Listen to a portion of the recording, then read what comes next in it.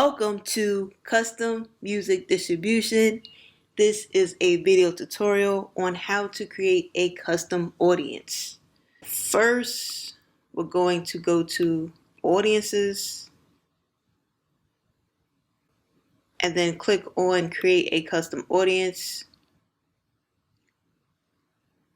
Go to Video.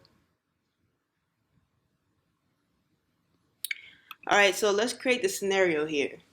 You've created a video views campaign for the record labels to see your music, your video. After you do this, you're going to retarget them based on how much they've watched the video.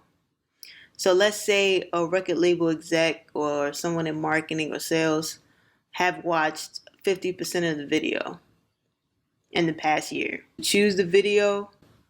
Let's say this is the video.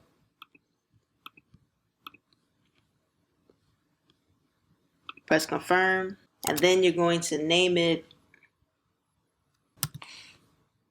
Click create.